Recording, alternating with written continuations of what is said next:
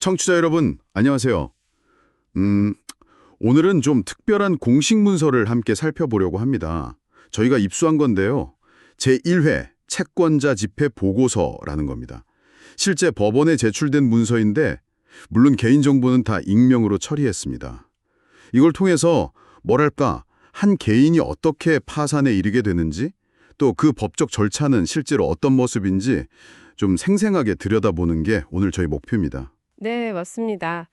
이 보고서는 이제 파산관제인이라고 하죠. 법원이 선임한 전문가인데 이 관제인이 채무자의 재산 상황, 또 빚이 얼마나 있는지, 그리고 왜 파산까지 오게 됐는지 이런 경위들을 조사해서 법원하고 채권자들한테 보고하는 상당히 중요한 문서입니다. 아, 그렇군요. 그럼 그 중요한 문서를 바로 한번 열어보죠. 우선 보고서에 나온 채무자의 기본적인 정보부터 좀 볼까요? 77세 여성이시고요. 최종 학력은 초등학교 졸업. 현재 직업은 없으시고 신고된 월 수입이 33만 원입니다. 네, 33만 원.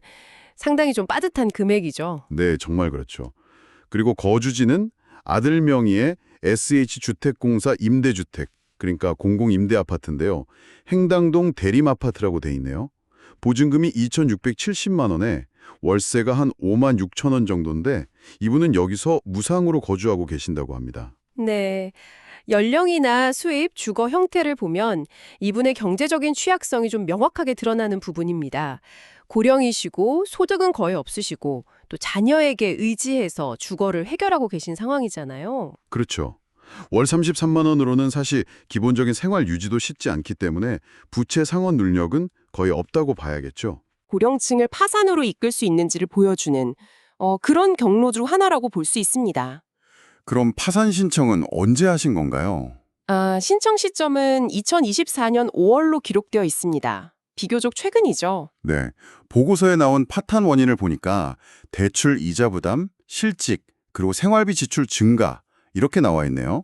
특히 좀 눈에 띄는 부분이 2021년에서 2022년 사이에 공공분담점이라는 상호로 자영업을 하신 이력이 있는데 수입이 0원으로 기재되어 있어요. 네, 그 부분이 좀 그렇죠. 이게 그냥 사업이 안 됐다 이렇게만 봐야 할까요? 아니면 관제인이 뭐 다른 가능성, 예를 들어 수입을 일부러 축소 신고했거나 그런 부분도 혹시 조사하나요? 좋은 질문이십니다. 당연히 관제인은 여러 가능성을 열어두고 조사를 합니다. 재산을 숨기거나 하는 경우도 있으니까요. 그런데 이 경우 수입 영원 기록은 통상적으로는 정말 사업 부진으로 운영 자체가 어려웠거나 아니면 소득이 거의 발생하지 않았다는 의미로 해석되는 경우가 많습니다. 그리고 이분의 경우에는 사실 더 결정적인 어려움들이 있었습니다. 보고서를 보면 2019년에 남편분과 사별하셨는데 그 남편분이 정신질환을 앓으셨다고 해요. 아, 힘드셨겠네요. 네, 그리고 신청인 본인도 심장병 진단을 받으셔서 근로능력이 거의 없는 상태라는 점이 중요합니다. 건강 문제까지 겹쳤군요. 그렇죠. 배우자와의 사별 같은 그런 개인적인 비극, 또 본인의 건강 악화가 결국 소득 능력 상실로 이어지고 이게 기존에 있던 금융 부담하고 맞물리면서 파산까지 가게 된 그런 상황으로 보입니다. 개인의 삶에서 겪는 여러 어려움이 어떻게 재정적인 파탄으로 직결될 수 있는지를 아주 명확하게 보여주는 사례라고 할 수 있겠습니다. 부채 내용을 좀 더 자세히 보면요. 2020년에 발생한 빚이네요. 생활비 명목의 채무가 약 1,247만 원 정도, 채권자는 윤희의 대부 주식화사회 1곳이고요. 현재 이분 명의로 된 뭐 특별한 재산은 없고 지난 5년간 처분한 재산도 없다. 이렇게 나옵니다. 네, 채무 총액만 놓고 보면 뭐 다른 파산 사건들에 비해서 아주 큰 금액은 아닐 수도 있습니다. 1,200만 원 정도니까요. 그렇죠. 몇 억씩 되는 경우도 많으니까요. 맞습니다. 하지만 이분의 연령, 또 건강 상태, 소득 수준 이런 걸 다 종합적으로 고려하면 사실상 상환이 불가능한 규모라고 봐야 합니다. 그리고 채무 발생 원인이 생활비라는 점, 이게 또 중요한 포인트인데요. 네. 뭐 사치나 낭비가 아니라 정말 기본적인 생계를 유지하기 위해서 어쩔 수 없이 돈을 빌려야 했던 그런 절박한 상황이었을 가능성이 높다는 걸 보여주는 거죠. 근데 보고서에 좀 흥미로운 내용이 하나 더 있어요. 사망한 배우자로부터 상속받은 재산이 있다고 나오거든요. 네. 그 부분 말씀이시죠. 네. 경북 청송군에 있는 임야 지분인데 전체에 314지분이라고 되어 있습니다. 근데 파산 관제인이 이 재산에 대해서는 환가 포기 의견을 냈다고 해요. 이게 어떤 의미죠? 환가면 현금화한다는 뜻 아닌가요? 네, 맞습니다. 환가는 이제 재산을 처분해서 현금으로 바꾸는 절차를 말하는데요. 관제인이 이걸 포기하겠다고 의견을 낸 겁니다. 왜죠?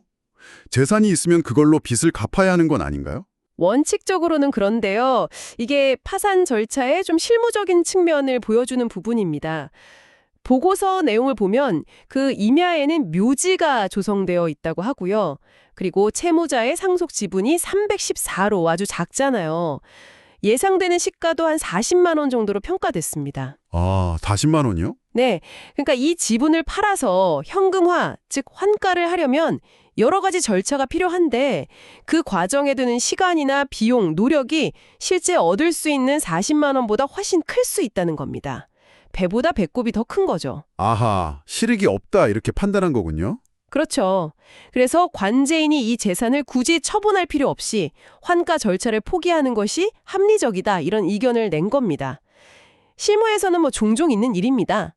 그리고 참고로 채무자의 부모님은 각각 1968년, 1988년에 이미 돌아가셨고 부모님으로부터 상속받은 재산은 없었다고 기재되어 있습니다. 네, 이해가 됐습니다. 그럼 이런 모든 상황을 종합해서 파산관제인의 최종적인 결론은 뭐였나요? 관제인은 채무자에게 파산법에서 정하는 면책 불허가 사유가 없다고 판단했습니다. 면책 불허가 사유요. 그게 뭐죠? 그건 이제 빚을 탕감해주지 않을 만한 특별한 잘못을 말합니다. 예를 들면 재산을 일부러 숨겼다거나 서류를 미조했다거나 사기 파산 같은 경우죠. 아, 그런 잘못이 이분에게는 없다. 네, 없다고 본 겁니다. 그래서 채무자가 경제적으로 다시 일어설 수 있도록 면책, 즉 빚 탕감을 허가하는 것이 타당하다 이런 의견을 법원에 제출했습니다. 쉽게 말해서 이분의 파산 신청은 정당하고 빚을 탕감받을 자격이 충분하다 이렇게 본 거죠. 그리고 채권자 쪽에서도 이의 신청은 없었다고 합니다. 이의자 없음으로 기재되어 있어요. 그렇군요. 오늘 이 보고서 한 장을 통해서 정말 한 개인의 고단했던 삶의 무게가 느껴지는 것 같습니다. 고령이시고 또 건강도 안 좋으시고 배우자와 사별하시고 결국 감당할 수 없는 빚까지 지게 되셨는데 그래도 다행히 이 파산이라는 법적 절차 안에서 다시 시작할 기회를 찾으실 수 있을 것 같네요. 네, 그렇습니다. 우리 인생에서 예기치 못한 여러 변수들, 질병이나 사별 같은 것들이 개인의 재정 상태에 얼마나 결정적인 영향을 미칠 수 있는지 잘 보여주는 사례고요. 동시에 파산 제도가 이런 극한의 어려움 속에서 어쨌든 공정성을 추구하면서 또 필요한 경우에는 새로운 시작의 기회를 제공하는 것을 목표로 한다는 점도 확인할 수 있었습니다. 오늘 이야기를 마무리하면서 청취자 여러분께 질문 하나를 던져보고 싶습니다. 이 보고서는 한 개인이 결국 파산이라는 공식적인 절차에 이르기까지의 과정을 담고 있습니다. 그렇다면 상황이 이렇게 되기 전에, 그러니까 공식적인 파산 절차에 들어가기 전에 우리 사회의 안전망이라는 것이 개인의 어려움을 미리 좀 감지하고 또 완화해주기 위해서 어떤 역할을 할 수 있을까요? 혹은 어떤 부분이 좀 더 보완되어야 한다고 생각하시나요? 한 번쯤 같이 고민해 볼 만한 지점이 아닐까 싶습니다.